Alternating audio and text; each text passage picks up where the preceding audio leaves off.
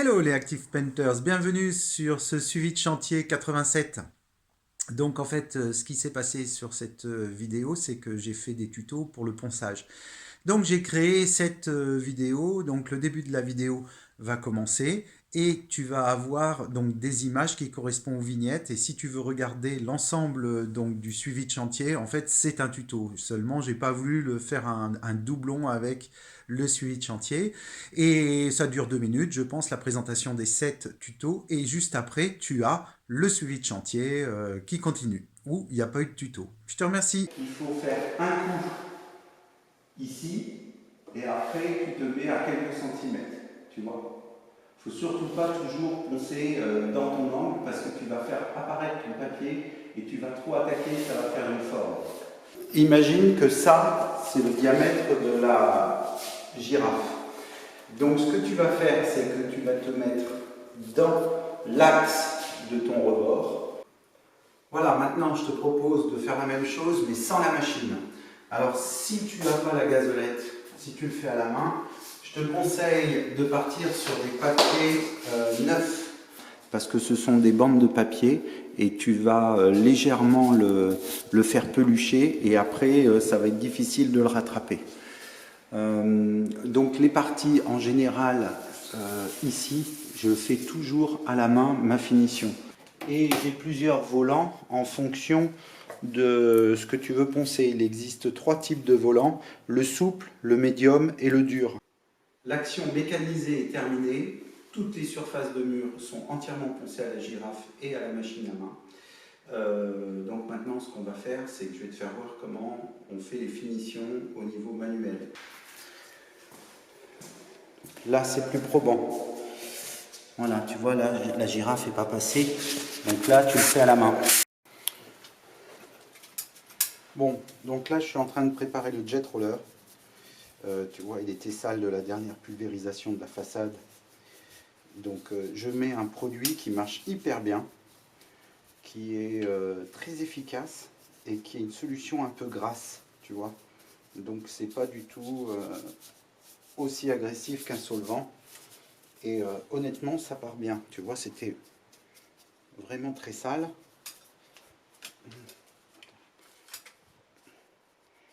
Là, je badigeonne dessus. Voilà, tu laisses agir un petit peu. C'est un produit de chez Mecabat. C'est le nettoyant décapant vert, tu vois. Et en fait, ça marche hyper bien. Donc, normalement, apparemment, sur la notice, c'est marqué qu'il faut le mettre dans un bain. Donc, tu peux l'utiliser aussi avec tes buses. Et tu vois, avant la présentation de la machine, je lui remets un petit coup, vite fait, sur le clean shot. Comme ça, j'aurai quelque chose de propre à te présenter. Et ça s'en va bien. C'est pas galère du tout. Voilà, et en plus, tu peux juste avant la pulvérisation, tu peux en mettre aussi un peu. Comme ça te permet de garder ta perche ou tes outils propres. Tu vois, regarde comment ça part. Et ça, c'est de la D2.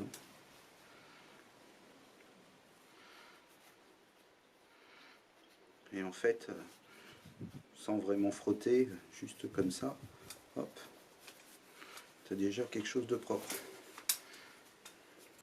Hello les Active Painters, bienvenue sur la chaîne Active Paint Pro des peintres et des métiers de la finition. Tout d'abord un grand bonjour à toi qui me regarde et à tous les abonnés. Aujourd'hui c'est avec un grand plaisir que je te fais découvrir donc le Jet Roller. Ce matériel m'a été prêté par la société Mecabat et je l'en remercie. Donc le Jet Roller c'est un pistolet en ligne, tu vois. Tu as les pistolets à 45 ou à 90 et celui-ci c'est un pistolet en ligne. Il est monté donc avec une première canne et une deuxième canne. Donc si par exemple tu es en intérieur, tu peux utiliser ta canne complète, mais si tu es par exemple sur un échafaudage, tu enlèves cette partie-là et tu utilises une canne courte. Comme ça, l'avantage c'est que tu ne te prends pas partout dans ton échafaudage. Le jet roller c'est une perche, j'espère qu'il ne va pas y avoir trop de vent. Donc avant tout c'est une perche. qui est ici, tu vois, monté avec le Clean Shot. Voilà, donc tu peux l'utiliser en pulvérisation avec une buse, par exemple. Tu mets ta buse ici. Et là, tu peux l'utiliser comme un airlace classique. L'avantage que tu as, c'est que ta perche est quand même adaptée à ta pulvérisation. Tu vas forcer beaucoup moins entre le bas et le haut. Ça te va t'éviter de te pencher trop ou de monter trop. Donc ça, c'est plutôt pas mal. C'est pas que c'est pas mal, c'est que c'est vraiment très bien. Tu es beaucoup moins fatigué à la fin de la journée quand tu fais des mètres carrés. Le Clean Shot, c'est un appareil qui est ici, qui est en bout, qui est assez simple à comprendre. Il est monté d'un pointeau, tu vois, et tu peux faire le réglage, comme ça. Tu fermes ou tu ouvres. C'est le principe pour enlever la goutte, tu vois. Le principe, il est très simple. Tu prends un tuyau d'eau d'à peu près 5 mètres, tu ouvres ton eau, eh bien, il y a de l'air dans ton tuyau, donc quand elle va arriver, ton eau, elle va faire pof, pof, pof, et après, il va y avoir un jet continu. Si, par exemple, au bout, quand tu fermes ton tuyau d'eau, que tu mets ta main au bout, eh bien, tu gardes une certaine pression. Le Clean Shot, c'est exactement le principe. C'est-à-dire que tu as, par exemple, tu pulvérises à 80 bars ou à 100 bars. Ici, tu as 100 bars de pression, et quand tu serres un peu ton pointeau, quand tu vas lâcher ta gâchette, il va y avoir 50 bars de pression ou 40 bars de pression dans le Clean Shot, dans cette partie-là. Donc quand tu rallumes, tu n'as pas de partie d'air, ça part directement et tu n'as pas de cet effet de goutte. Voilà la technologie du Clean Shot. L'avantage, c'est qu'il est pivotable, donc tu peux le mettre dans le sens que tu veux, et ça te fait un pistolet en ligne où tu vas travailler beaucoup moins fatigué, tu vas être beaucoup moins fatigué, et tu vas pouvoir le régler si tu es sur des accès un peu difficiles.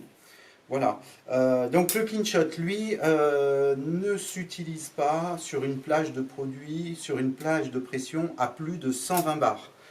Tu as un clapet de décharge sur cet orifice-là et celui-ci.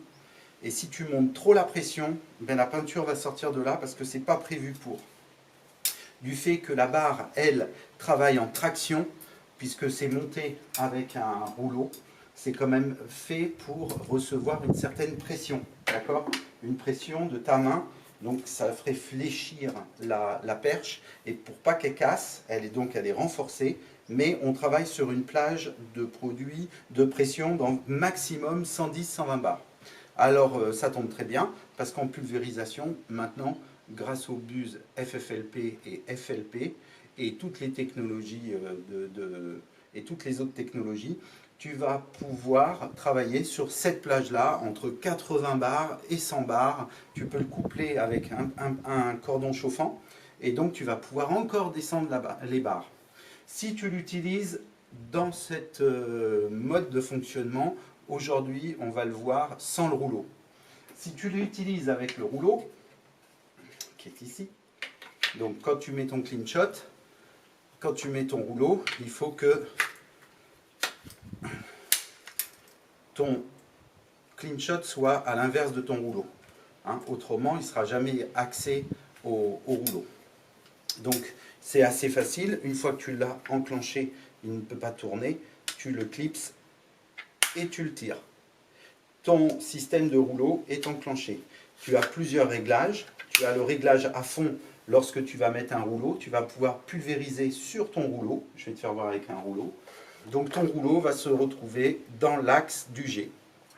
Donc quand tu pulvérises, il ne faut jamais que ta pulvérisation arrive dans l'axe du rouleau, pile dans l'axe, parce que tu vas projeter à gauche et à droite. Le mieux, c'est d'être ou un peu plus bas, par ici, ou un peu plus haut, par ici, ou carrément sur le mur. D'accord? Voilà le principe.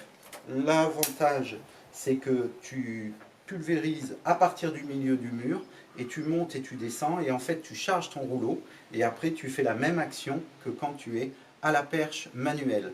Sauf que tu vas environ 3 fois plus vite, parce que tu n'as pas besoin de recharger dans ton fût. L'avantage, c'est que quand tu déposes de la peinture, elle est toujours propre, parce que tu l'as fait filtrer par ton airlace. Dedans, ici, tu as la possibilité de mettre un filtre. des filtres, tu as trois types de tamis, 30, 60 et 120 je crois. Non, c'est 100, 60 et peut-être 200. Voilà, donc l'utilisation. Maintenant, moi, ce que je te propose, c'est de le voir en action.